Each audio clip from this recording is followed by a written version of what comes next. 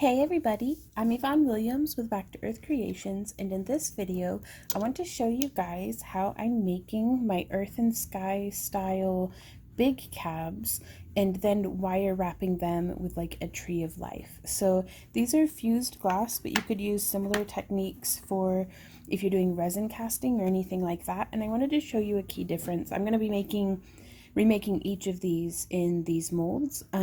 But the key difference here is how much of the opaque white that I add at the beginning of the casting. So the way that these molds work is it's kind of the opposite of if you've done resin casting and you're using like a silicone mold, where with that one you'd be building the front first and then building in the background. And that way whenever you unmold it, if my hand's the mold, you'd unmold it and this would be the nice shiny side. With these molds, they are ceramic molds that I have sprayed with a few layers of Zip. It's ZYP. It's a boron nitride high temperature lubricant, and it helps the glass not to bind to the ceramic mold, because if you don't use it, oof, you're gonna have a bad day. But anyways, couple layers of that, like 3 or 4, let it dry completely, and we're gonna start building it from the bottom up. So the first color that I'm using is also it doesn't matter what COE you're using so long as you're consistent about it. So you could even use, like if you do lampwork glass, you could use chunked up COE 104, like the soft glass, the soda glass that is used for a lot of that. But I'm using 96 COE in, this is, well, the lid says coarse clear, but this is white. It's white. Here it is. That's the information for this one. I get my lids mixed up quite a bit. But I'm going to come through and I'm just using a ½ teaspoon scoop. And I'm going to do a full ½ teaspoon and a bit on that side. And then like a quarter of a teaspoon or less on this side.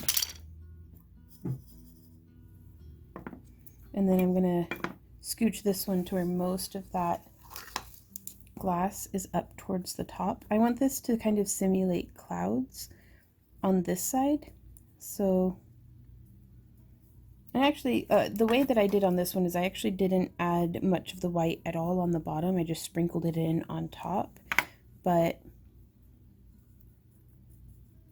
I'm not very good at replicating the same thing twice, so bear with me. But I mostly just wanted to be able to demonstrate the differences that you can get with the same exact materials. You know, same bottles of frit, same mold, same kiln, but you can get, you know, some really nice variation there.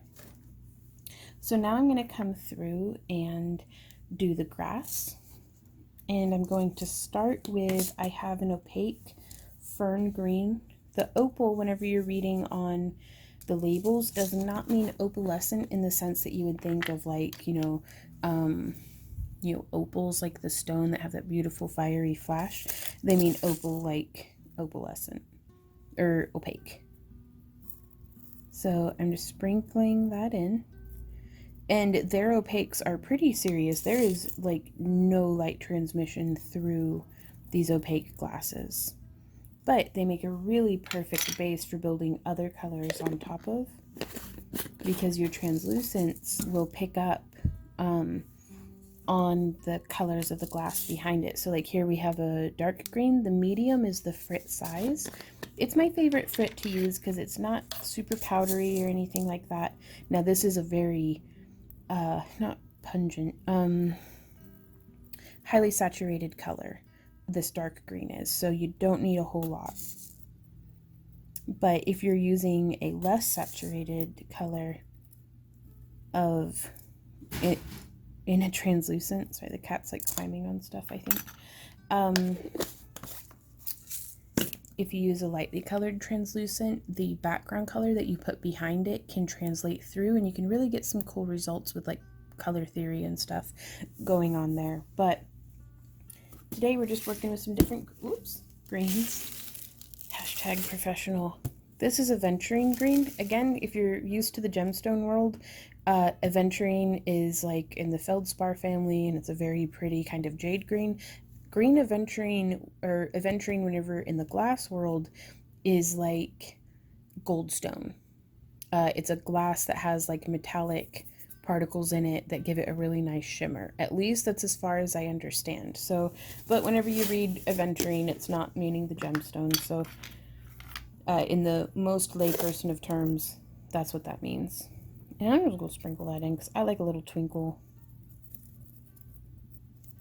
Because why not? Okay, putting the lid on this one. And now we're going to sprinkle in our sky blue transparent. Probably one of my favorite colors of glass to work with. It's so vibrant and pretty. And now I'm going to turn our mold and try to get the camera to focus. There we go. Yeah, don't ever hesitate to turn or manipulate your molds to make your life a little bit easier. So if you want a very cloudy sky, you could put in just a little bit of blue. If you want it darker, you can put in lots of blue. I'm very gently, once this boron nitride, before it's been baked, once it's dried though, but before it's been fired in the kiln, I can go like this and not be moving any powder. You just want to be really, really gentle with it because any boron nitride that gets suspended in your glass is going to be pretty visible. Okay. So these are both really going to be coming out very similar to each other, but we'll see. And so I'm just filling that in so we can get a nice even sheet of color. There we go. Putting the lid back on that. And now I'm actually going to come through with more of our white because I'd like to get some cloud effects coming through here. And I'm just gonna go like,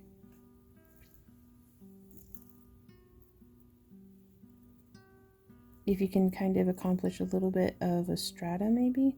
I don't want to do too much towards the ground, like the horizon in the piece that we're doing. And I bet if we used maybe a little bit of paper, I'm going to try to be very gentle with this, but if I go like this, I might be able to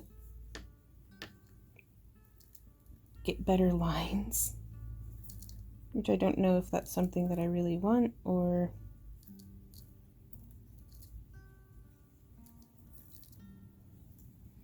Oops. Yeah, I got messy there at the end. That's okay. You can either use a soft bristled paintbrush or you can use maybe some tweezers or something. And you can stir this around just a little bit. I'm trying to avoid the mixing the layers. I really like how the clouds came out on this one better than on this one. But the point of this is kind of for me to experiment so you can see what I do to see if that's something that you'd like to try. And also, if you don't really like that, you can just go back over it with some more blue, which is what I'm going to do here. And I think that'll tone that down a little bit nicely.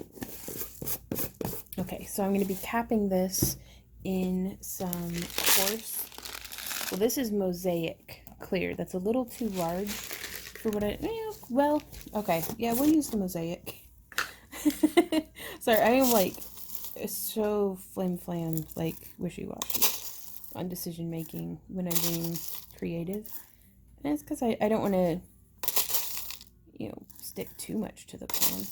And I'm not measuring here so much as I'm mounding it up in the mold. I'll give you guys a view of how it looks from the side.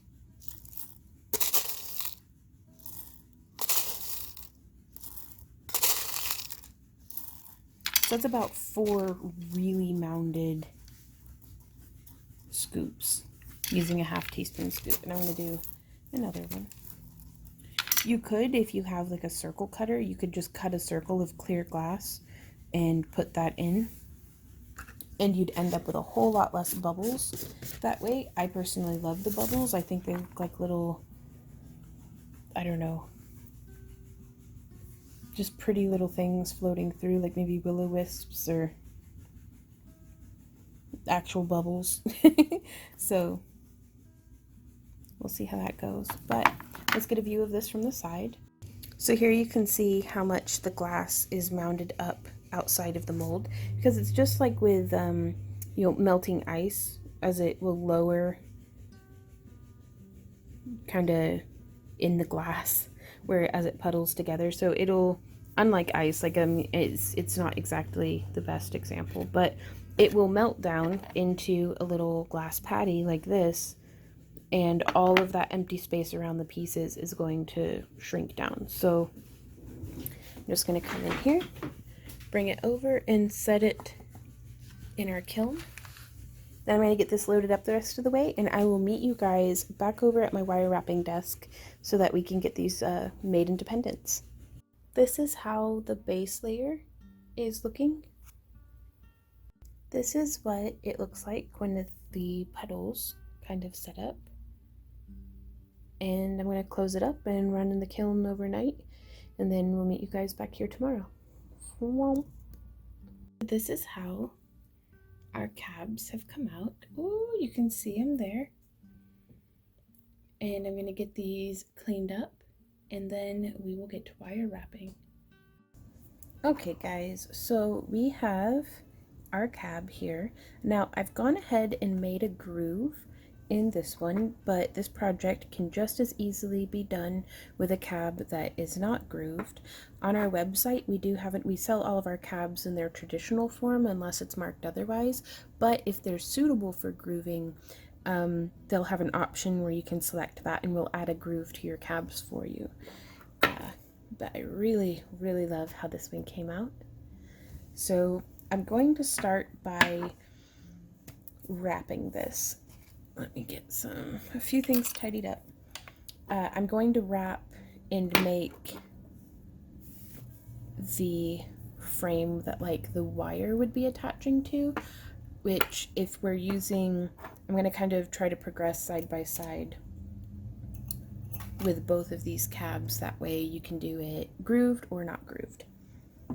So you'll want to figure out the circumference of what you're working with, which you can do math, or you can just use a piece of scrap wire or yarn, or I prefer something that doesn't stretch. That way, you know, it can be like accurate to find the perimeter of your stone, the circumference. And I've got a ruler on the edge of my table that I kind of sawed into it. 1, 2, 3, 4, 5, 6. It's about 7 inches, and that's not including the bail. So I'm going to cut about 12 inches. I'm wrapping today with Parawire. It's an enameled copper core wire that's very durable, very high quality, very easy to work with, and it's affordable enough that I don't mind giving myself 5 extra inches to work with, in case I decide I want to get like crazy with the bail or something. And I always save all of my scrap because I do melt it down. The enameling burns off and I just melt it down into copper scrap.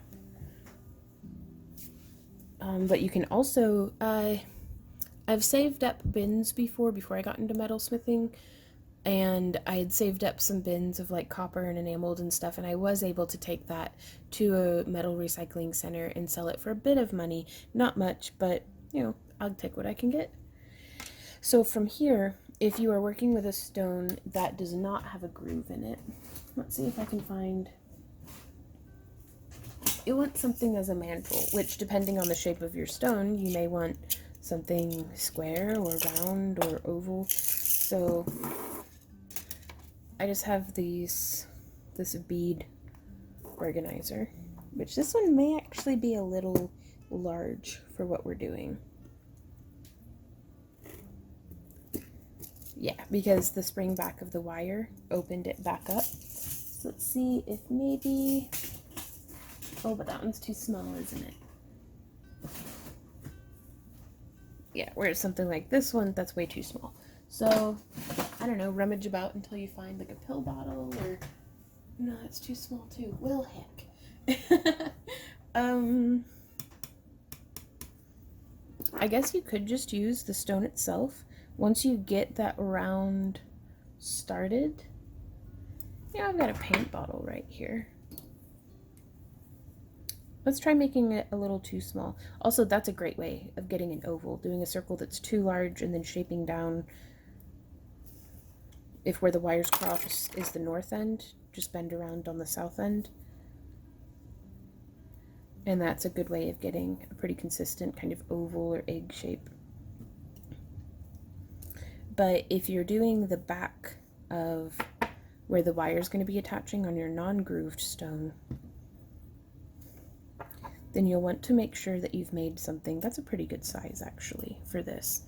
That is a little bit smaller than your stone, because the way that the wires are going to travel around, you want to make sure it's holding on nice and securely. But I've found with this style, if I want to do a very narrow tree base, I sometimes have problems with the cab wanting to slide out more one side than the other. And also on translucent pieces like this, I don't necessarily always want something showing through from the back. So if we were doing this one, I would, like if we were moving forward with an ungrooved cab, I would bend these two wires up like how we will in a moment for on this one, and then create our bail that way. But on this grooved stone, I'm going to open our circle up just a little bit, and I'm going to place this in,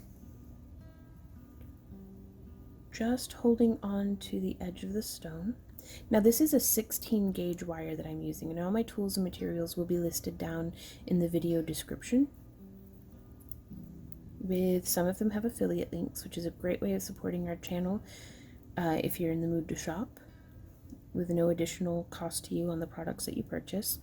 But also we have links to our website where we sell some parawire, as well as our own unique fused glass cabochons, as well as all sorts like gemstone cabs and stuff. So now from here, I'm going to choose kind of the center. It doesn't matter as much at this point actually. And I'm just going to bend a sharp 90 degree. And then I'm going to rotate this around, and I want to come to where those wires are crossing and come in just a little bit, because I want to be able to make this tighter than what it needs to be. And if I did it over here, do you see where my pliers are placed? Then this wire frame would be too loose. If I did it too far over, then we're going to have such a huge gap that it's a little too big for what I'm going for. Now you can always experiment, and if you decide that's what you want to do, well then do that. And yeah, so I'm coming in just like 2, maybe 3 millimeters from where that our first wire traveled up into the bail. And now I'm just bending that up as well, making little like bunny ear antennas. And from here, since this is a round stone, we can decide to shift it to make it to where this bail that we've just, the startings of our bail at least, is traveling up in that direction. Also, please pardon my funky fingernail. I was moving concrete. They're doing construction on the sidewalks in our neighborhood to get like to the gas lines that are underneath, and they've got these like giant chunks of like old concrete from the sidewalks just laying about. And so I asked the gentleman who was working, and I was like, hey, can I take that? He's like, yeah. And so I waited till traffic had died down, and I was taking the chunks of concrete, like they had set them off to the side for me, and I smashed the crap out of my finger, y'all, and it like broke my nail off. And it's, there goes my career as a hand model. But just before somebody in the comments is like, ew, your hands are so gross, it's like, well, these are working hands, deal with it. So but yeah, so we're gonna straighten that up.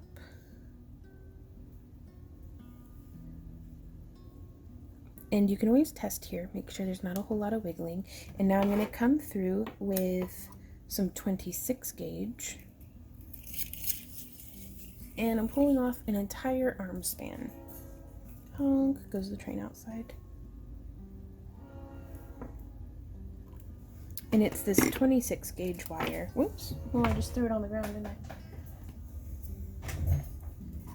Now, if we were working with an ungrooved cab, we would take this and it would be imagine with me, a little bit smaller than the back side of the stone, and we would just make that bail. Whereas here we get to decide if we're going to, I'm going to have the wire of the tree go over this frame wire that we're establishing. Just because I don't think otherwise it would settle very well into the groove. And I've just removed it so that I can do a couple of coils here. Let's see if I can't tidy up my workspace just a little bit. Just enough to make it slightly less chaotic. Oh yeah, here we go. Super professional tutorial time. So I'm just starting at the end of our wire, and I'm going to go 1, 2, 3, 4, 5, and I'm going to smush that down with my fingers, and I'm going to come in here, and I'm going to snip that tail. Normally I would have wrapped that in, but I'm pretty happy to just bypass that today. Now I'm going to smush that little bit, and I'm going to actually slide that off, flip it over, and slide it back down, so that those 5 rotations that we did will behave to hopefully stabilize this wire so that if I pull on it, it's not going to just rip out. But I didn't want there to be a gap. I wanted to be able to start my weaving right from the base of the wire. So now we will set our stone back in here, and I'm going to continue with, are we going to do a figure 8 weave, or am I going to do, I'm going to go with just an easy, simple, straightforward bail that I've done in a couple of recent tutorials, where it's just 2 wraps, figure 8, 2 wraps, like that. And so from here, I'm going to wrap around, but I want this wire to nestle. Do you see how it's kind of resting in between those two? And I'm going to tighten it. And then I'm coming around the top. And I'm just going to wrap at first before we start that repetition of the pattern, because I just want to go through. Okay, so we've wrapped, and now I'm going to do around 1. So do you see how that's looking? So we have that first wrap that was crossing over. The second wrap went around both, and then our third wrap is going around 1. And now I'm going to come around down. And if this is a little weird for you, this part's going to be on the back, so don't worry about it too much. And then I've wrapped around like that, and then wrapping around 1. And this way those are mirror imaged, but this is giving us a way of being able to splice in. Let me see if zooming in a little bit more perhaps might be helpful. So I'm going to skip a wire. Do you see how there's a little bump in between? And then rest there. And then wrap around the 1. And then coming around. And I want this wire to fall between those 2 coils. Nope, didn't mean to wander out of frame. Yep, just like that. I think this is an excellent thing to practice because it's a great way of hiding how you splice in your wire. Oops, and you can see over here there's 2. So I'm just going to come back and nestle that down where it would go. Which, pro tip, by the way, gone is the age of using those magnifying light, like, lamps that has like a magnifying glass with a ring light around it, when you can just use your phone. It's like some digital eyes, man. It zooms in way clearer for me than what one of those magnifying glasses accomplishes. So wrapping around there, and now I'm going to do one more. I'm trying to make it nestle, there we go, in between.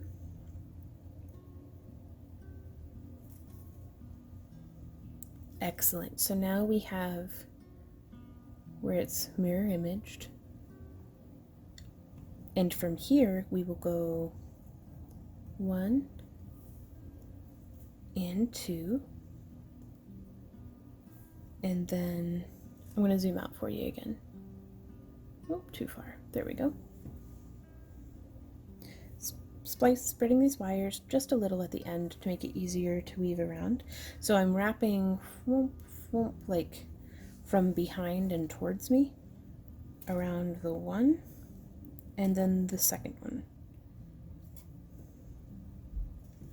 And that's going to make it look like the repeated pattern. Now 1, 2, smush. Keep everything nice and tidy. If you have a hard time doing that with your fingernails, just get some pliers. Now I'm not squeezing real hard on these core wires. I'm just holding them narrow enough that they catch the edge of our weaving wires, and you can smush them down. No, and somehow I got turned around, but you know, that's fine. Like, I went from weaving from behind to weaving. That's not like wildly important. What is important is that you maintain the look of the weave. And you can always double check that by just flipping over. Yeah, like that one on the back side. It doesn't look nice and even, does it? And that's going to come in. Yeah, I try to have it to where there's not like a right and wrong side of my weaving, especially on something like the bail, where we're going to have kind of be turning it inside out at some point. So if you mess up, as we do, then we'll come around and just undo it and then keep working.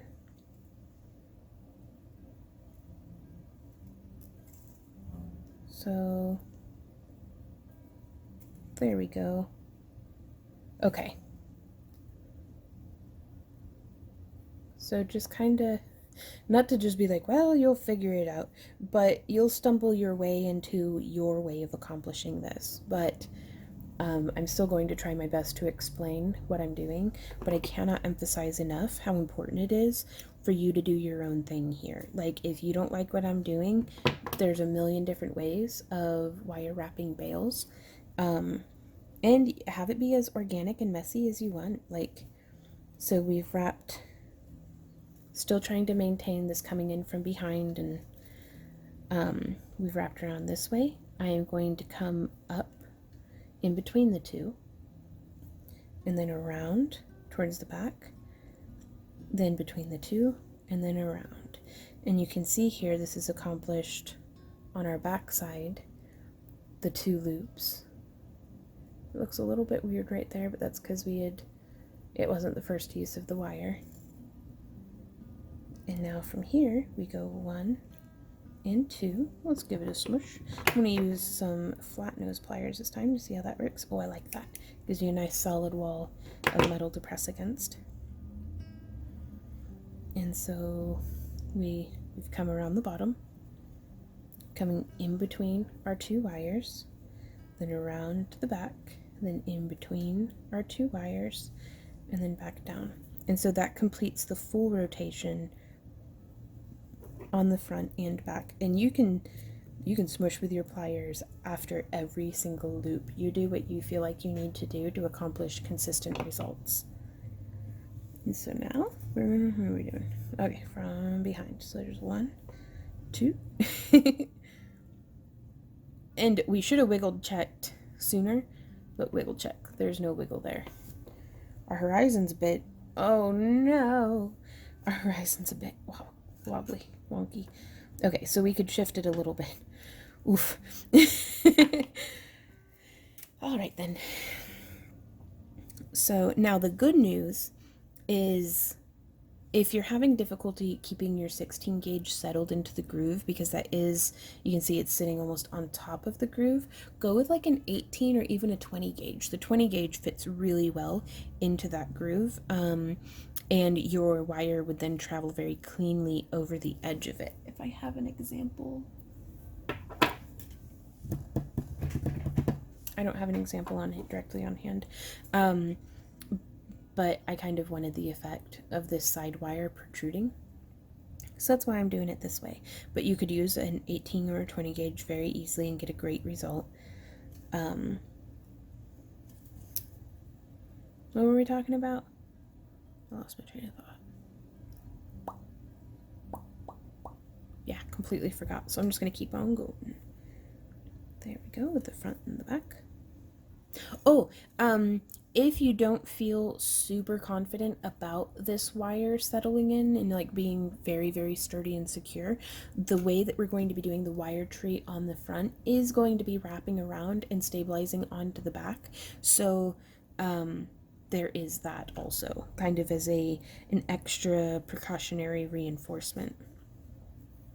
Okay, so I'm just going to continue this weave now. I feel like I've demonstrated it to the best of my ability, and we'll just keep on repeating that pattern. And really, whatever it is that you decide to do, you could have done this whole thing just single wrapped with half round wire, and that would have looked super cool.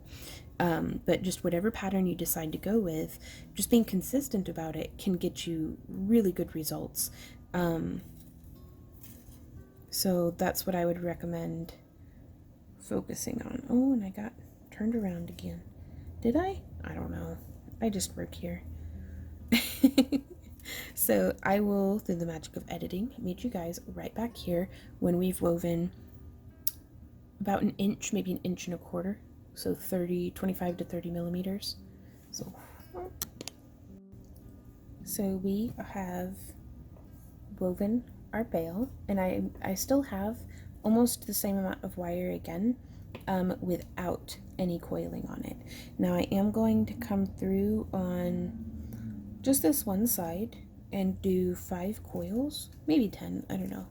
2, 3, 4, 5, 6, 7, 8, 9, and 10. So 5 and 5 to grow on, why not? And I'm gonna give that a snip. And we still have, I mean, a fairly decent amount of wire. But the good news is we're making the tree today out of 26 gauge. I would have preferred 24 gauge, but I am fresh out of that stuff. So use what you have on hand. You'd be surprised, I think. Oh, didn't mean to be out of frame. I think you may be surprised by the really cool variations you can get on pieces. Like if you don't have 16 gauge and 26 gauge wire, like maybe you only have 18 and 22 gauge, you can still do this piece. It'll just look slightly different, which I think that's amazing.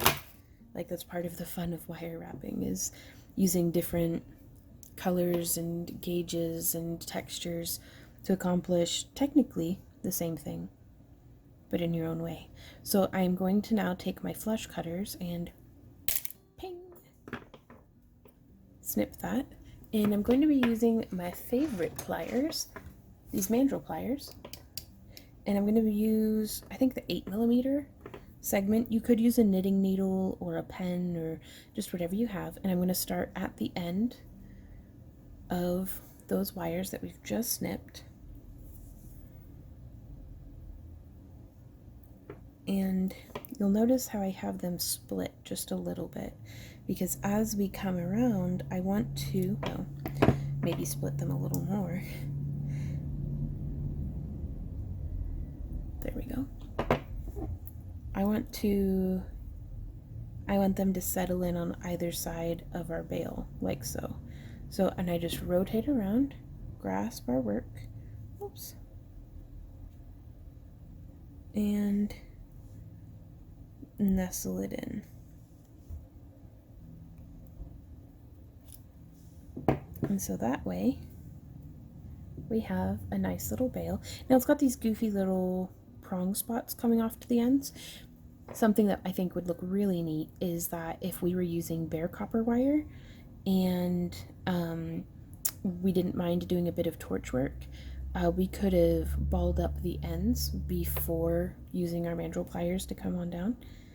And there's no wiggle. There's a little bit of wiggle on the head, but that's okay. If you find your project has loosened up a little, you can come in on the sides and kind of squeeze. Yeah, that's good. Now I am going to take my round nose pliers and just make a little bump where it folds forward on both sides, like a little loop.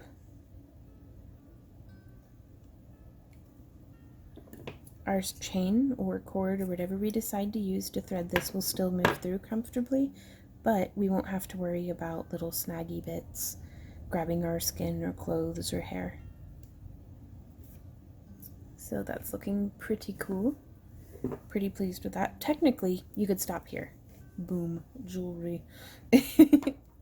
But today we're making a wire tree, so I am going to cut a bunch of wire, but first let's make the circle for on the back. I'm going to take more of our 16 gauge wire. Now you could also use a pre-cut wooden or metal ring for this, just whatever you like.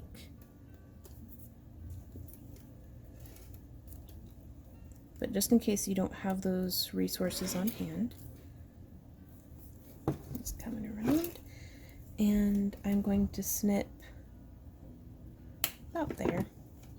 Give ourselves a little bit of excess because I'd like to open this back up just a little. That's a pretty good size for that. And I'm going to use these ends here to make a little bit of a spiral.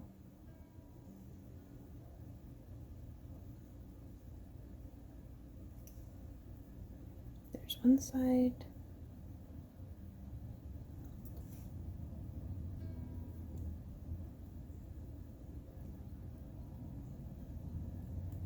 Oops, there's the other side. Didn't mean to bump the tripod. I like to make my loops closed if I can. Because again, you want to be able to wear this over like a knit sweater, or if it's a piece for somebody with a hairy chest, you don't want it getting snagged and tangled. For the most part, I presume. So reshaping just a little bit to keep it nice and round. Testing how we're going to have that positioned, and I'd kind of like the spirals on the bottom. I don't know why, that's just what I'm feeling right now. I don't know, maybe off to the side. We'll figure it out. But I like doing the spirals as opposed to cutting it because we have the option here to open this up, and then with our fingers we can actually bring those spirals out, and so this way we can resize our back structure, you know, instead of having it be set in stone. So now that we have this, I'm going to use our 26 gauge wire, and I'm doing a fold over on the bottom, so which was the whole point of doing this as a grooved cab, because if I were having a spread and intricate root system, I would have just made this ring with the bail on it on the back side of this. I think Oksana Crafts has an amazing tutorial on that technique, but I wanted one with a to where on the front of the piece it just looks like a trunk coming up, like the root system I'd like to have hidden. So I'm going to cut, I think 30 segments of 12 inches long in our 26 gauge wire. That will give me 60 branches. This is going to be a chunky boy, but that's okay. I can always use, I'd rather have more cut and you have to, like, you save them for later than have to stop what I'm doing and cut more. So through the magic of editing, I've snipped one, pulling this over and around. This is also another great thing to save if you do a lot of weaving projects and end up with little, like, 8 to 12 inch long scrap pieces of thin weaving wire. Perfect project for this, or perfect pieces for a project like this, I should say. But yeah, so I'll meet you guys back here with more of these cut. Alrighty, so we have a mess of wire here. I try to get the ends more or less lined up. I feel like it's more important for me to have their center point lined up than all of one ends kind of flushed together, but that's just me.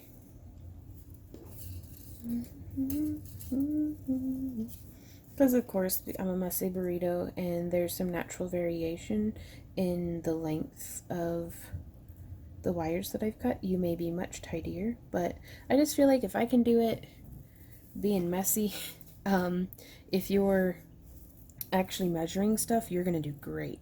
Like, so I just grab the pieces that are a little like overhanging, whoops, sort of extremely. Let me set that off to the side. So 30 probably sounded like a lot for the root system, or for the tree, and it probably is, but this one is a little too short, so I'm going to go ahead and remove it. So we have 29 branches, or 29 pieces of wire, and I'm going to begin by folding them in the middle just as sharply as I can. So I've got a little 90-degree bend started here, and I'm going to continue it with my fingers, and then I'm actually going to give it a smush with my pliers. Now I've found that that's much easier for me than trying to bend all of these around my frame wire. Also, it's really nice that we haven't closed it up yet, because now they're all bent in a very similar fashion, but I have not distorted my frame wire yet. The day is young. So from here, we could use a clamp or something. Oh, I wish I could remember the name of the folks who sent this to me. I think I wrote it in the blog. But this little clamp here was very generously sent to me in the early years of our YouTube channel, and I have used the heck out of it, and it still holds up really well. It's been humid, so... Oh, this was from, I don't know if she's still making these, but Karen Walmsley on Facebook. Thank you so much, Karen. And I just keep that in there because I'm so forgetful. Oops. I'll tuck it back in. But it's the perfect sort of tool. And I am going to have our wire be off to the side because you can feed your whole piece through, just like so. Line it right up to the edge. Then, if it gets a little off center, you can just wait a little bit.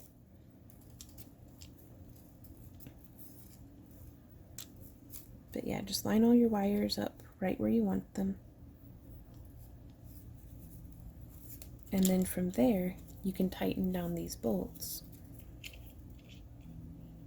You could also use a ring clamp, but I really like having the bolts. Like, you can cinch the heck out of this. And it's so nice that it has the leather in there because it's not going to mar up your wire But this is the perfect tool because then you can put this into a vise. But it's just perfect for giving you a nice solid base. I've split into 3 sections, and I'm going to not braid. We could braid and that would look really cool, but I'm just going to twist, and I find I get a much cleaner twist with 3 sections than with just 2.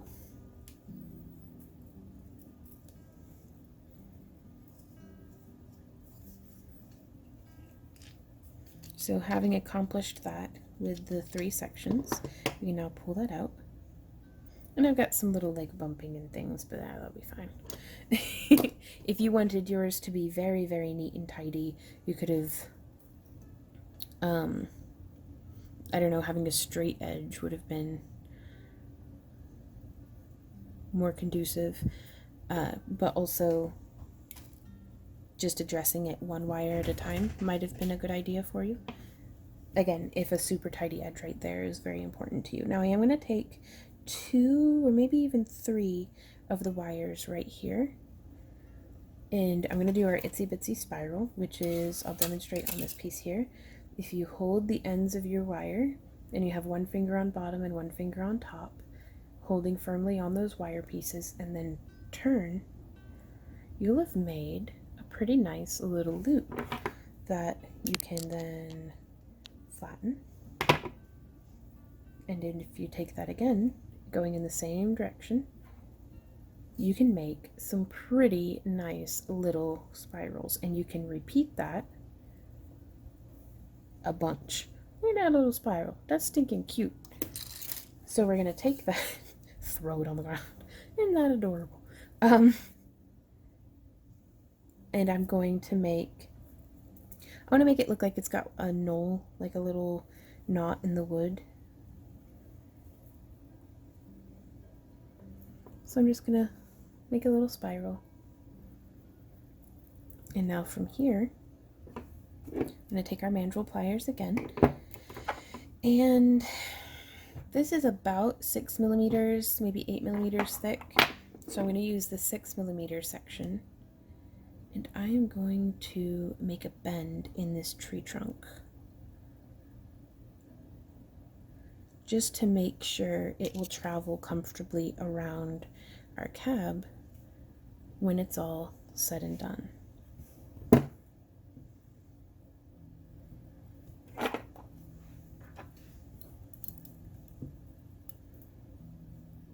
So now from here, well, I could have made a much longer tree trunk before adding in that knoll. And with that being the case, you can always just undo some of your work. What? It's almost like you've complete creative freedom as the artist to do whatever you want. Which is sometimes, I mean, not to be snarky, but it can be really, you know, difficult sometimes to give yourself the permission to do something a little bit weird and fun with your own artwork. Like, do the thing. Worst case scenario, it's horrible and you bury it and salt the bones in the backyard. Like, you'll be fine.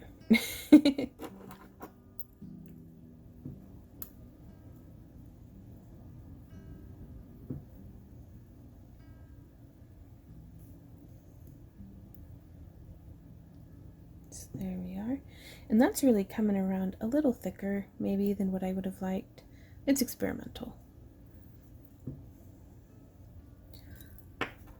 So now I'm going to take 3 wires. You could just use 1 or 2, but I like the substance of the 3. It feels substantial.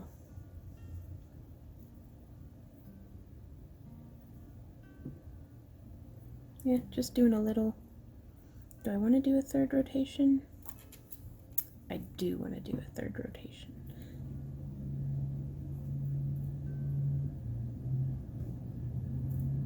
And I'm going to have those wires kind of finish off to the side. But now I'm going to start branching off just a little bit. 1, 2, 3, 4, 5.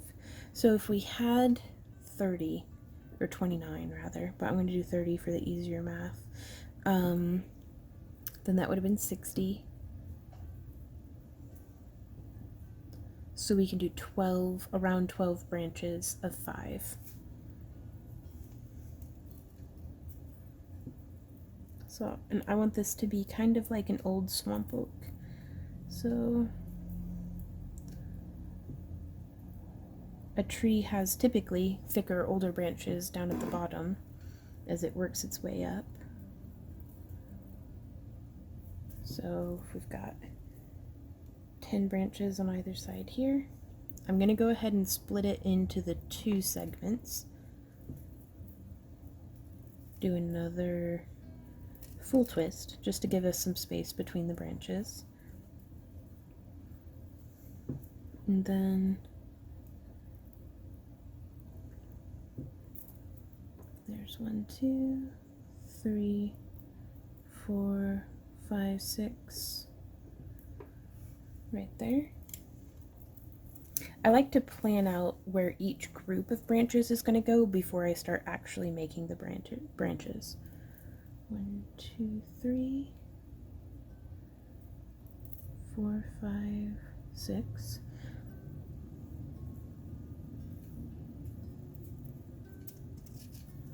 Then just a little half twisty.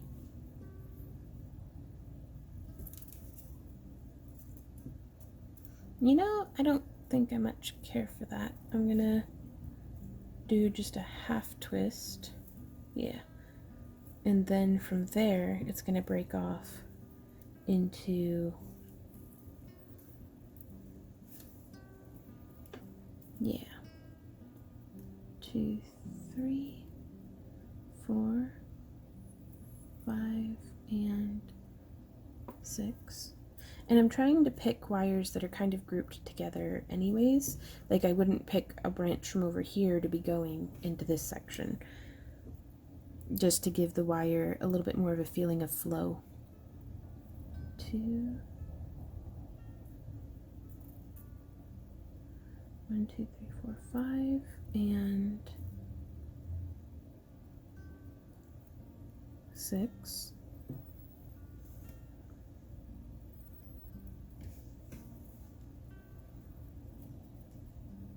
1, 2, 3, 4, 5,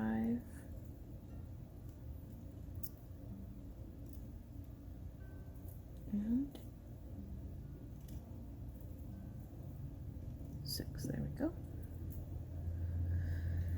And then it looks like we've got, yeah, okay, that's a nice distribution. I like that.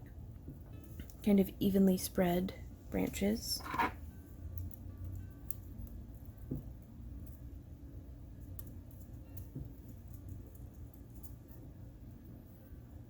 And so from here, I'm going to twist these 2 clusters. Sorry, I didn't mean to pop the tripod. 1, 2, 3. And I'm going to split this one in half just a little. It doesn't have to be perfectly in half. Like it's, do what you feel compelled to do, because there is no right or wrong way to do this. Oh, we got a little rogue one there. There we go. And now coming up over this way, 1 and 2 twists, so we can, again, just figuring out the distribution of the branches on the tree.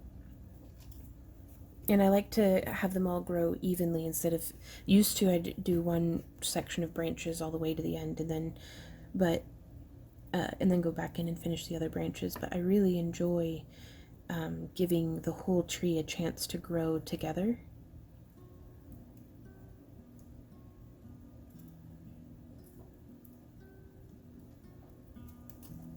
So coming around. And I especially like this technique for if you're making something that like a sun catcher, doing the grooved edge like this and making it so that the tree leaves like a big nice silhouette.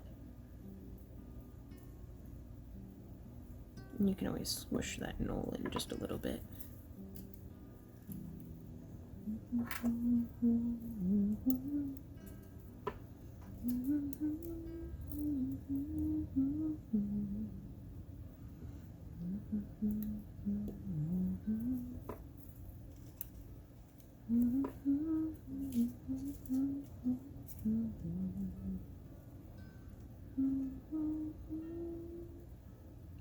Now I do want the trunk of the tree, oh, you could have it be offset to a side or have the tree be curved, but I'd like the trunk to be right in line with the bale, just because that's what I like right now.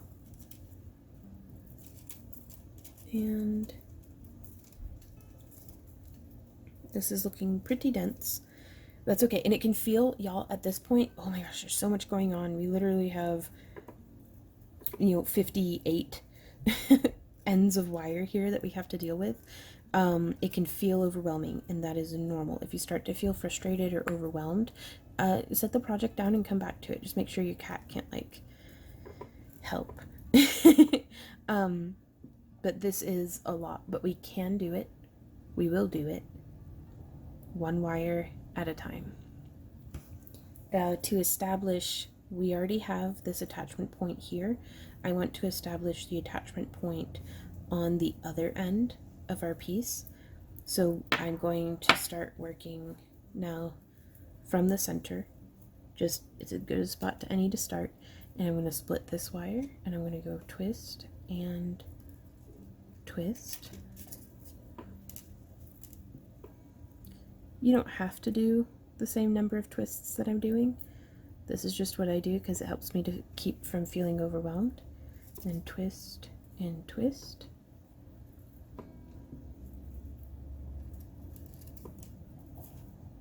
And now right here we have splitting it in half. Just hyper focus on one spot at a time. Don't pay attention to any of that other wire. It's not its turn yet. I'm going to do 3 on that one just because. Why not? After all, why not? Why shouldn't I? Sorry. Lord of the Rings memes. Okay. Splitting that one as well. And twist and twist and twist.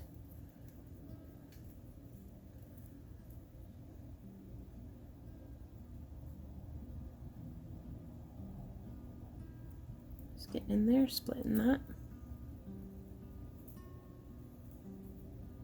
2, 3, 4. Let's do 4 on that one.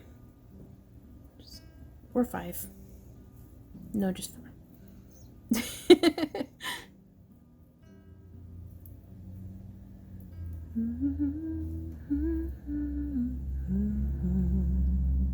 Oh, sorry, it just occurred to me. I was like, oh, I really hope I'm in frame. And that the camera's not blurry. Like, sometimes I legitimately forget that I'm shooting tutorials and, like, should be professional. I have so much fun crafting, and I love getting to share that with y'all. So thank you guys for being here, hanging out with me.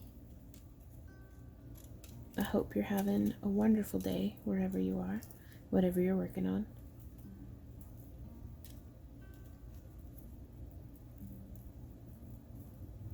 And then, as you can see, these are ending in little branches of 3.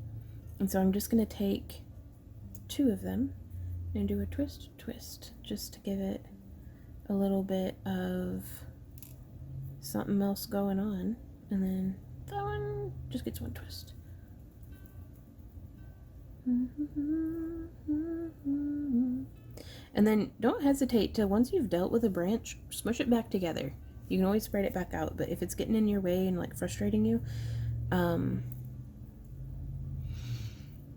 do what you need to do.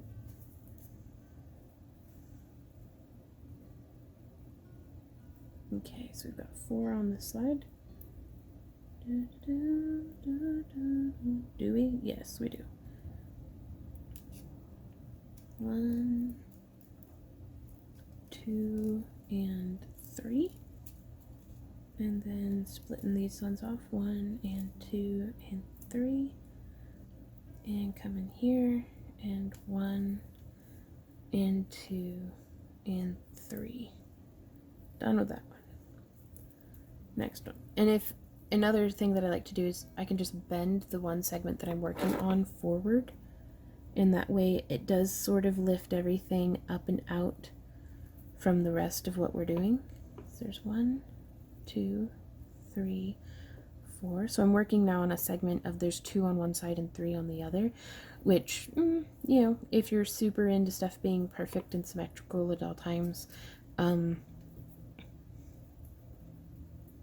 try to not let that bother you, I guess. Like, I don't know, I let go of that a long time ago. As soon as I started gardening, I started to learn how to let go of, oh, this isn't what I wanted. This isn't how I planned it. It's like, once you start working with nature at all, or animals, or children even, it's like, it really humbles you and puts your ego in its place, because it's like, this is not about what I wanted. This is about what's happening.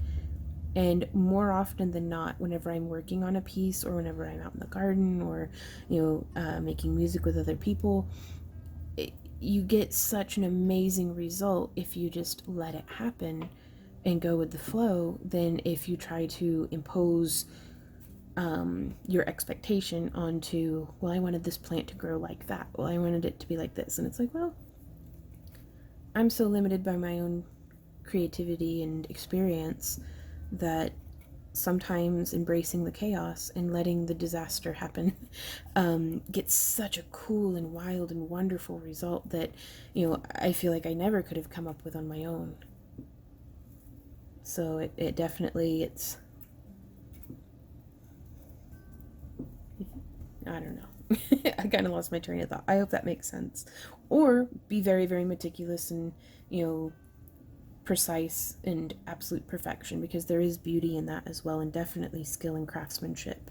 But don't let the desire for perfection prevent you from having fun with your crafting. Because it's better to have made the thing, and made the thing perhaps even poorly, than to have never made the thing at all. Because you'll certainly never get better if you don't practice. And there's no reason why the practice itself shouldn't be fun. Just letters to my younger self. You know, if you could go back and give your budding self some advice.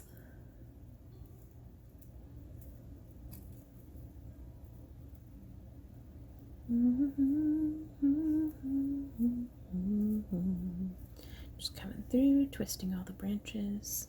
Just let them grow as they do. I'm going to say we could have cut shorter branches, but it is so nice to have a little bit of extra wire to work with, so that you're not cramping your hands up trying to, you know, work with, you only gave yourself like half an inch of extra wire. It's really nice to have that option there.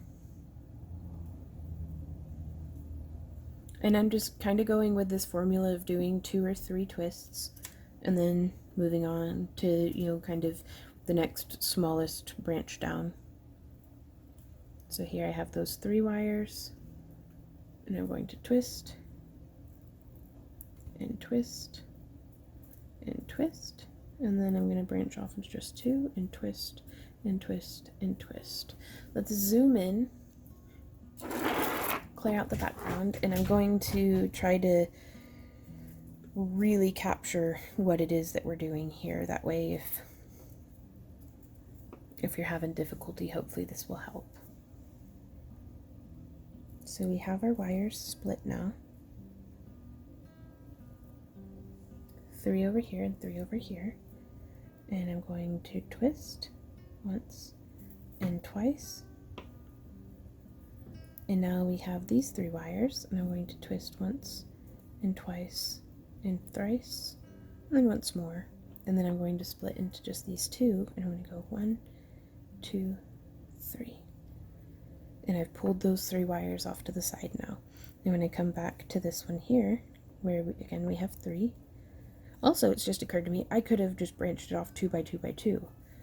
So do it however you like. It's 1, 2, 3, 4, 5, And then 1, 2, 3, and 4. Then there's that one. And you'll see here, I mean, this is time consuming, and I am doing this in real time with you guys because I wanted to give you, you know, a very accurate perception of how much time it takes me to make one of these. Also, you never know what you might stumble across as far as, well, this is not what was planned.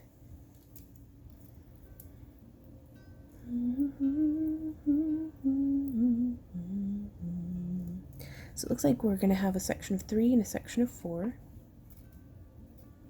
Or we could do 2 sections of 2 and a section of 3 if we wanted to have it branched off like that.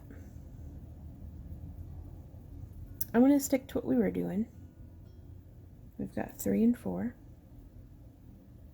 But just know you do have options. And experimentation makes life spicy. So 1, 2, 3. And then each of these are going to go 1, 2, 3, 4. Spread those down.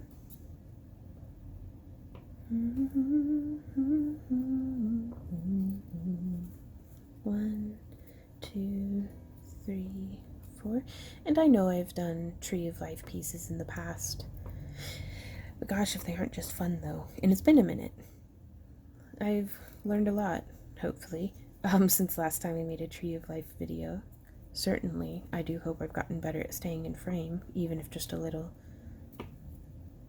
2, 3, 4. And then here we are. Now, who'd have thought? It's only taken like 30 minutes to make it all the way around to our last set of branches.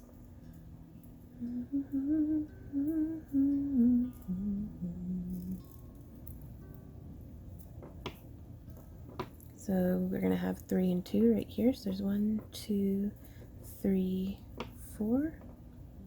Then we have the split of 3. 1, 2, 3, 4. And then splitting off into 2. 1, 2, 3, 4. And I was noticing I had a tendency to do the 2 kind of northerly branches, kind of away from me, in relation to how I'm holding my work. So mix it up sometimes. If you're noticing yourself in a pattern and you don't necessarily want to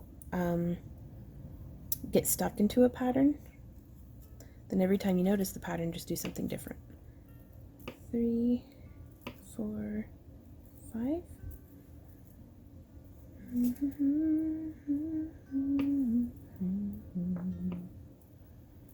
There we are. 1, 2, 3,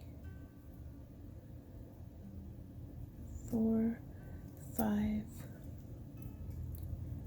And then 1, 2, 3, 4, 5. And then 1, 2, 3, 4. Whoop. Then we've got just the 2, so there's... Now, I do recommend always twisting in the same direction.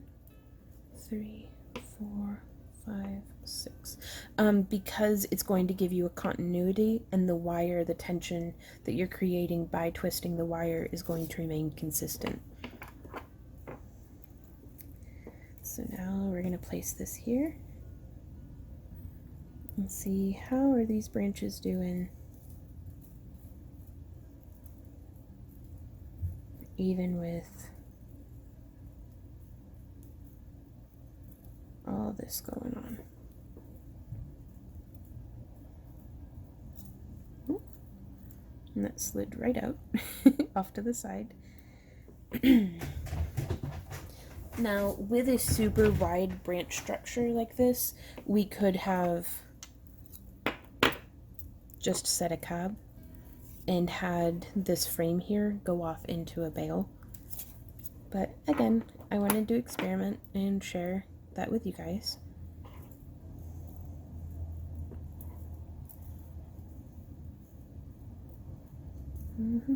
So First hard part done. We got all the little branches branched. That can seem really, really daunting. Or it may be your favorite part. So something that might be daunting to me may be just a walk in the park for you. Oh, and I'm not even in frame. Okay. What was it I was saying about hopefully you've gotten better at being in frame? Progress, not perfection, right? So now from here, I am going to start with our two bottommost branches.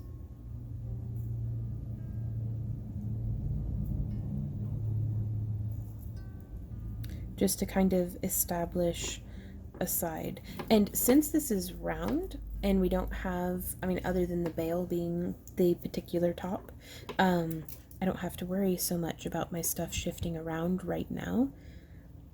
We'll worry about that more later. And I am going to be using my pliers for this. But there's one. And I'm just going to do like 3 wraps on this one for now, because I do want there to be room to shift and wiggle. Just sort of stitching around. 1, 2, 3. Whoop. Super durable. And then we're coming around, and I like to leave this section open right now because it does make it easier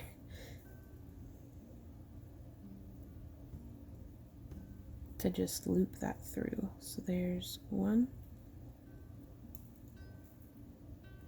2, and 3.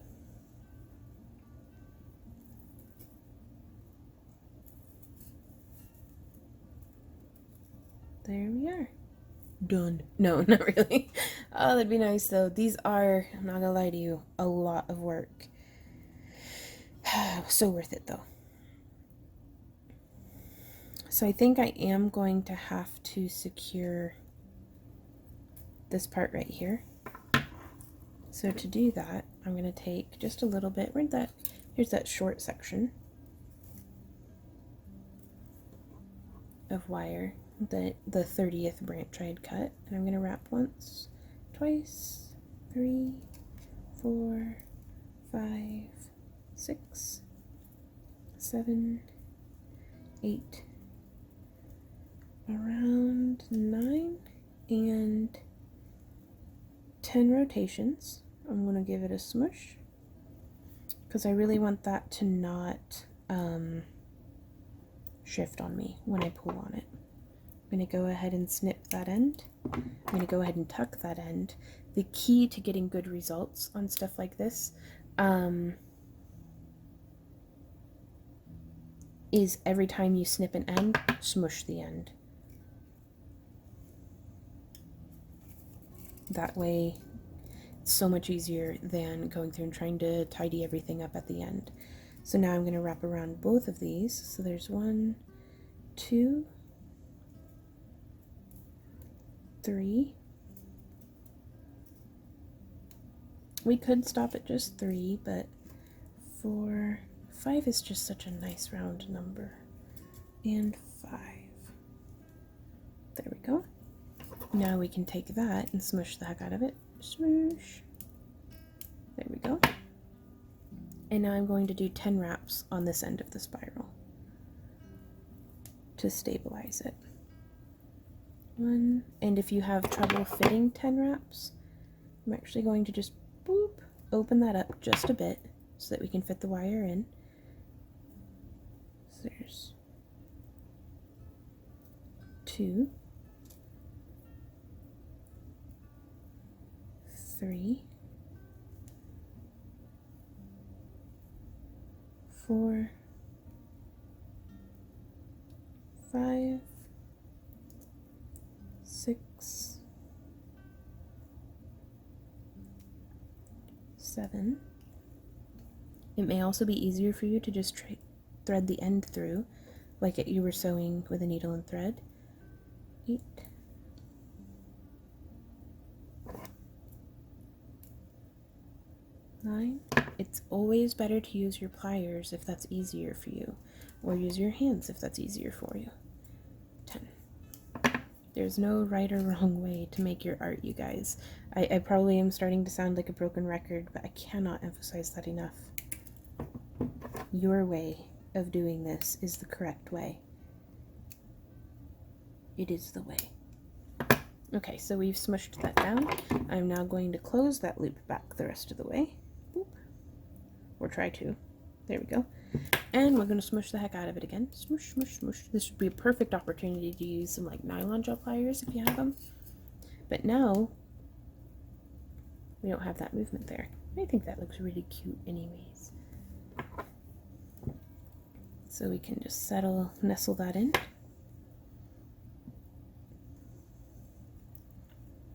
Oh, my stone's backwards. There we go. And so now from here, if we also establish the top shoulders on either side of the bail, then that will help stabilize things. Because, I mean, it can be frustrating enough just having this shifting around on us. If we can get it to stop shifting around on us, that'd be cute. It'd be pretty darn cool, actually. And I want to do just a little bit of a crisscross up there at the top, just because I feel like it.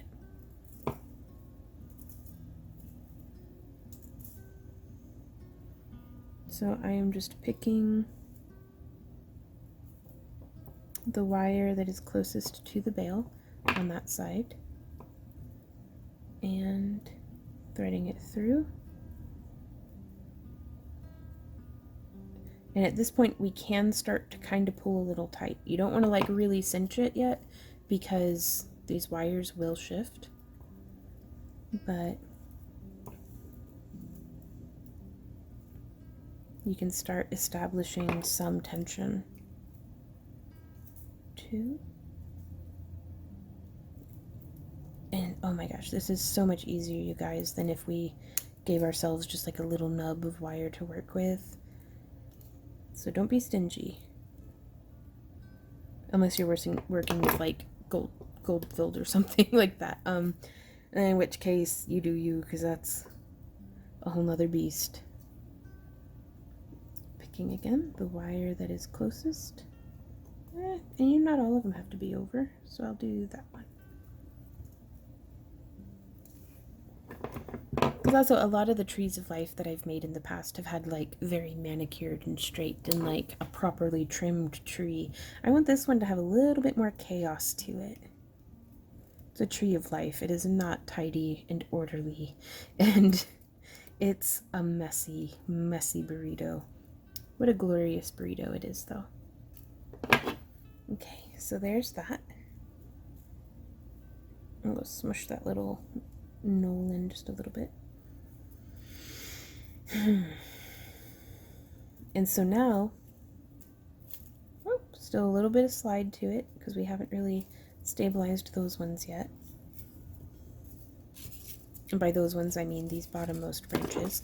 I am going to establish just a little bit more tension.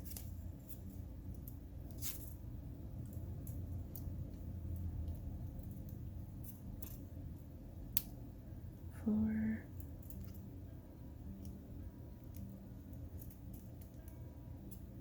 And 5. Whoop.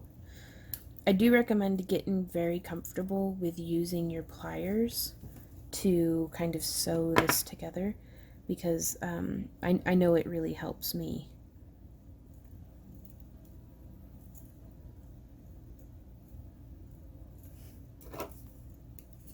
There's 4 and 5. Now, I'm not going to trim them yet, because once we have all of these wires kind of sewn in around the edge, we're going to be going through and doing a little bit of like tightening and shaping and stuff, and it's really nice to have a little bit of leeway on the wire before we start doing that. So I'm going to go through now and do one whole side off camera and join you back here if I encounter anything. So I'm going to throw this into time lapse and hopefully we'll see how that goes. Okay, so as we come around now to doing the last couple of pieces, or wrapping these last couple of branches rather, I wanted to point out some of the things that I came across as I was in the hyperlapse. We started up here by the bale, and then I tried to wrap alternately to maintain tension, but we still ended up with a little bit of like space being generated up here across the top. That's perfectly normal and okay, and we will actually be absorbing that little bit of looseness that was generated whenever we do the shaping on the branches. Also, I developed quite a bit of distortion through this back piece. Hooray for liking the way organic stuff looks, because that really helps me to just kind of get over it and get on with my life. But using a more solid piece of metal, like maybe like an actual like metal ring or something, would have helped us maintain a more clear shape. Also using like a leaf charm or a spiral charm, or just something that's like cast solid metal, or even a much thicker and hammered piece of copper might have been a good choice. Now with it being hammered or anything other than round, I really like this round wire because it lets the the weaving wire that we're using to make the tree, it lets it slide so nice and easily against, because it's just round wire. If we were using square wire, or we had started with round and then hammered it kind of flat so that it has squared off sides, we would have a much more difficult time doing these coiling and wrapping and things. So trade-offs, and they're good ideas, good things to consider. I feel like with this tree having so many branches, it was not necessary at all to do a groovy cab here. This would have been just fine if we just did the shape with the bale. Now, that being said though, I'm very glad that I used the groovy cab because I really like that little bit of a border that it gives us. I also really like the fact that my bale was established and in its place before I started doing the attaching the tree, because now all of the distortion is being absorbed by this back piece, whereas our bale and our edging is all still just as we had it, without any kind of warping or anything like that. Also, I think that's it. I think those are all the thoughts that I had as I was wrapping. We've kind of really extended right here on this one branch, and that's okay. We can just have it kind of trail off the edge of the abyss, or we can actually make the executive decision to untwist a bit, because I actually think over twisting, and also we can just take this and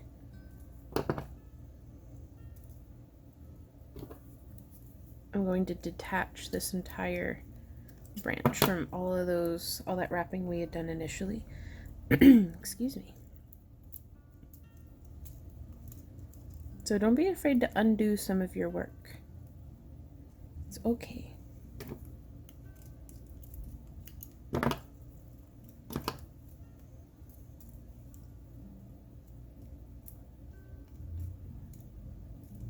There we go. Now that work hardened that up significantly, but that's going to be okay. So I'm going to shorten up this whole branch, but you can see here how we had done the twists. If I had over twisted all of these and then untwisted a bit more, that is my favorite way of achieving an interesting texture, an interesting and somewhat irregular texture actually, on my branches for wire trees. Oops, bumping the tripod. So now from here, we can actually just leave that as is, but check out, oh my gosh, I love that. Love that texture that achieves. So just keep in mind, sometimes something that feels like a mistake can actually be really cool. And so from here, I'm just going to continue threading around. There's one.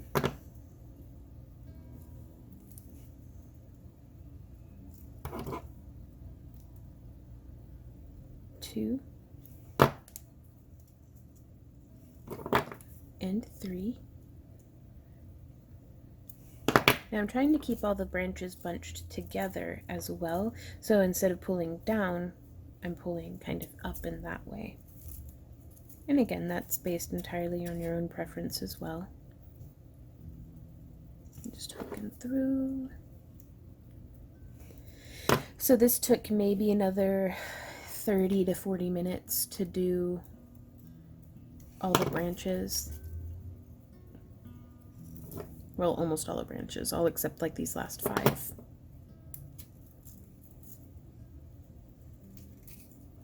So these pieces are certainly time consuming, but that's the crafter life. Oftentimes you get out of a piece what you put into it. If you're working efficiently. I will be the first to admit I do not always work efficiently. So just because I spent 8 hours on something does not mean it looks like I spent 8 hours on it. So I don't always necessarily charge for time as well. I've covered this in separate videos, but I still get a lot of questions from folks asking, how do you pay yourself as the artist? Like, how do you get paid for your time? And my answer to that is I don't. Which sucks. We have had a lot of success with auctioning off our pieces, because I'll price it at the absolute minimum of what I think I can sell it for, or it's like I have to get this out of this piece, and then I let our client base, like our fans and friends here on YouTube and anybody who's interested in buying our pieces, I let the market determine what the pieces will go for. We also do have some pieces that we just post up for sale as is at like, $20 or $30 or, something of the sort. But I always try to make sure that I cover the cost of my materials by 3.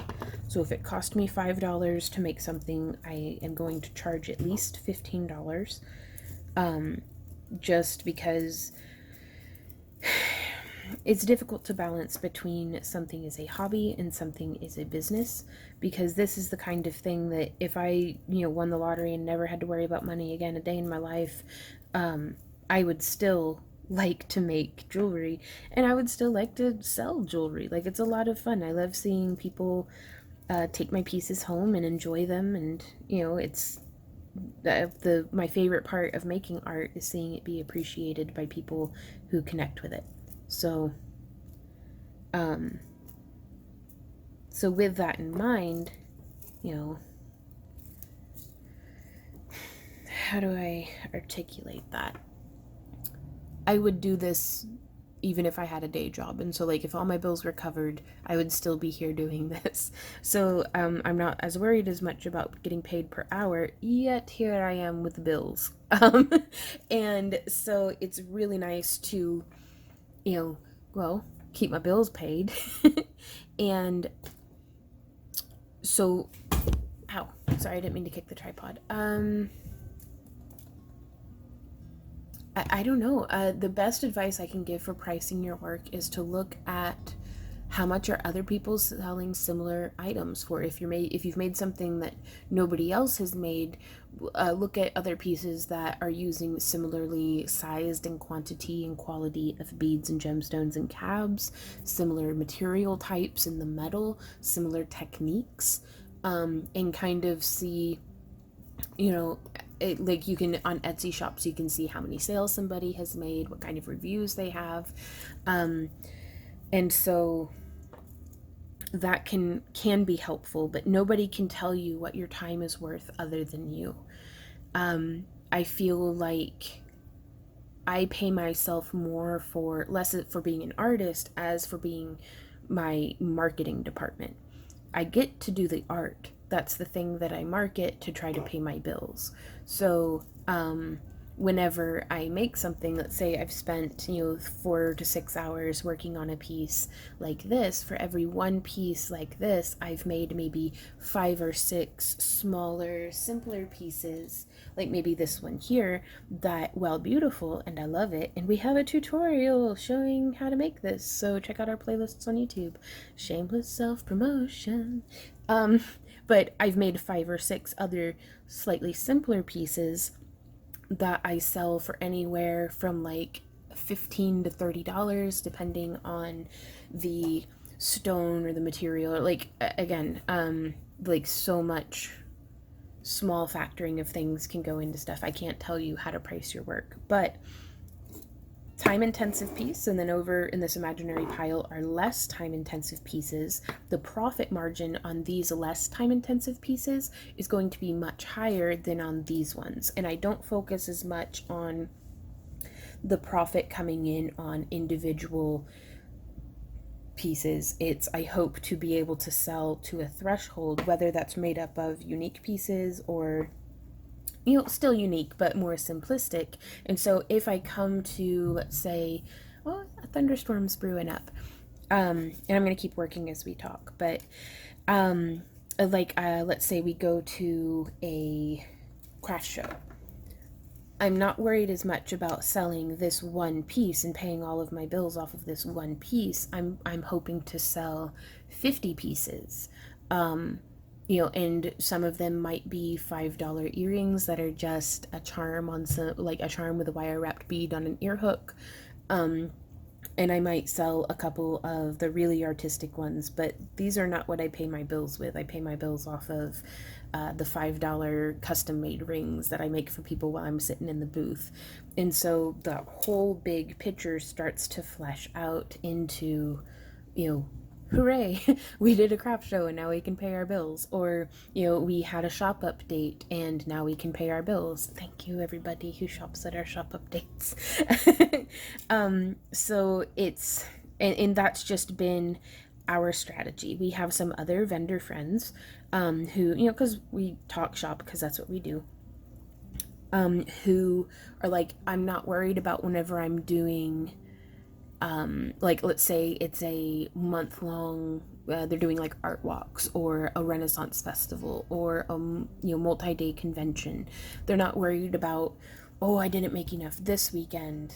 They're looking at the big picture of what did we pull in that month. And so that way it takes a little bit of the pressure off of having to, like, have one piece or one weekend or one event carry everything.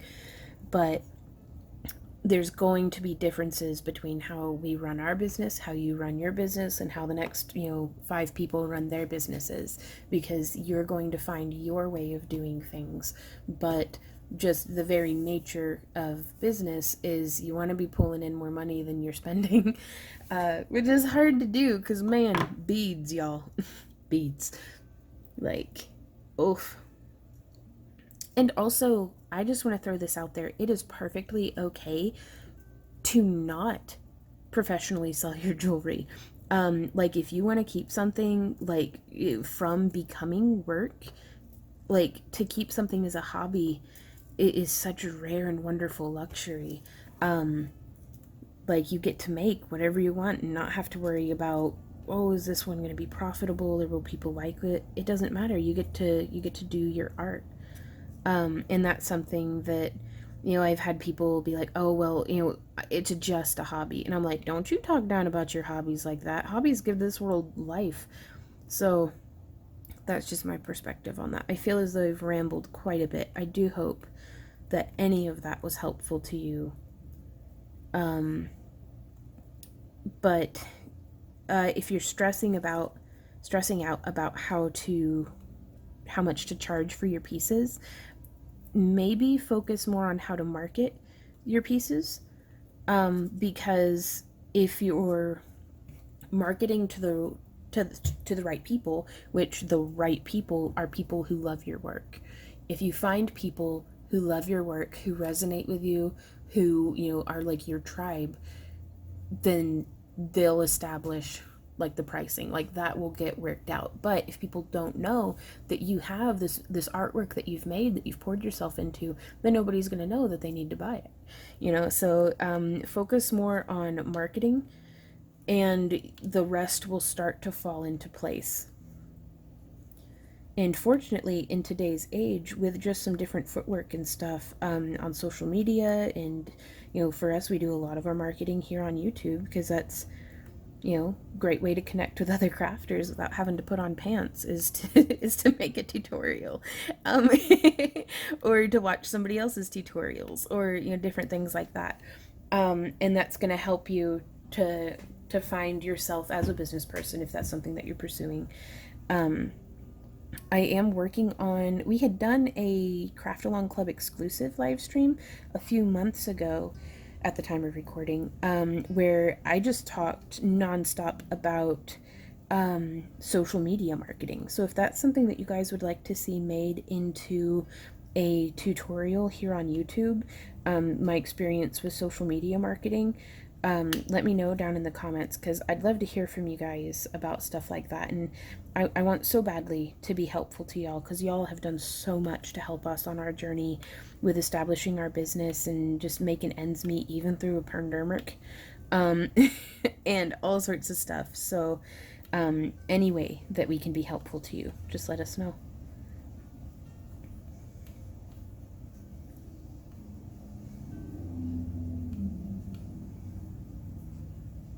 And so now what I'm doing is I'm just coming through with my very petite tipped round nose pliers. Like, these are my regular round nose pliers, and these are my petite tipped pliers. So you can see that's a pretty big difference. And depending on the size and shape of your plier tips, you can get different shaping and size and contouring on your branches on your tree. So I'm just coming through, making some little squiggly bits. I'm trying to avoid, I don't want any one part of my tree to be perfectly straight. I want everything to be a little wonky and weird. Now, I don't want it to be, you know, too wonky and weird, I guess. But, and there's nothing wrong with leaving your branches straight if that's what you want. I just really like that gnarled swamp oak look of, you know, an old tree that's seen some stuff. Something that has nymphs living in the branches and satyrs dancing below.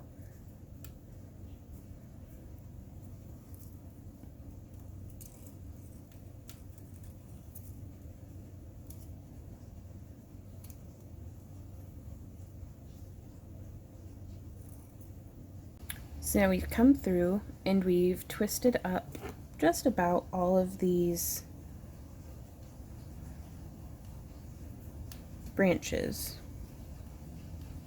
Again, just double checking, making sure we don't have any little overly straight spots. Like, I want to have paid attention to every little branch.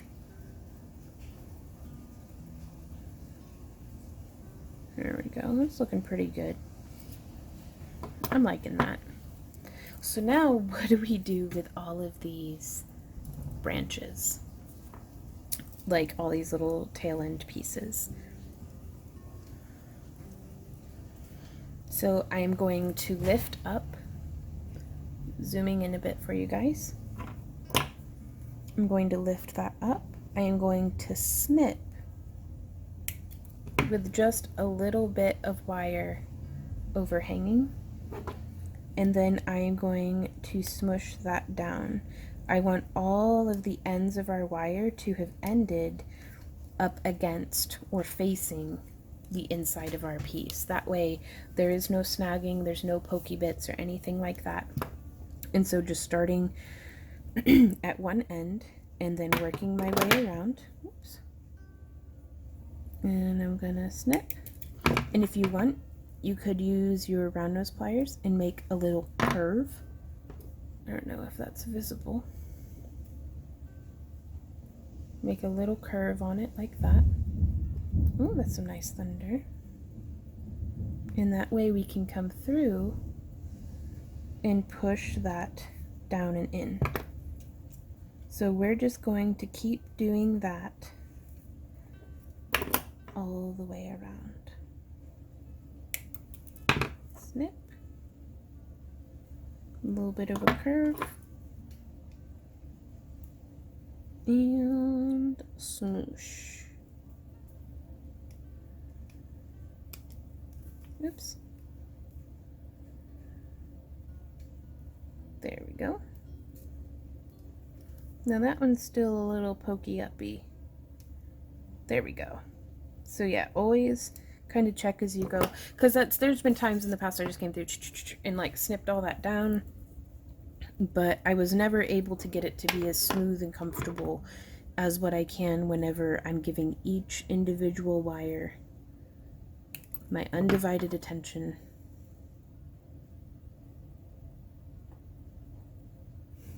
Just curling that around. And then I'm almost just even using the tip of my pliers to just encourage it around the rest of the way. Once we had that curve started from the round nose pliers, then we can just nestle it in. And so, yeah, we will just continue on around.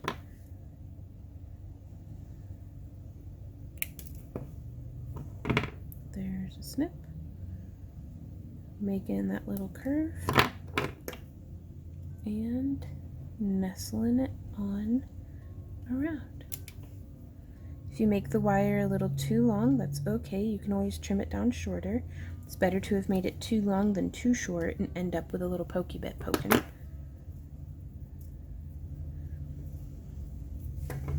So yeah, I'm gonna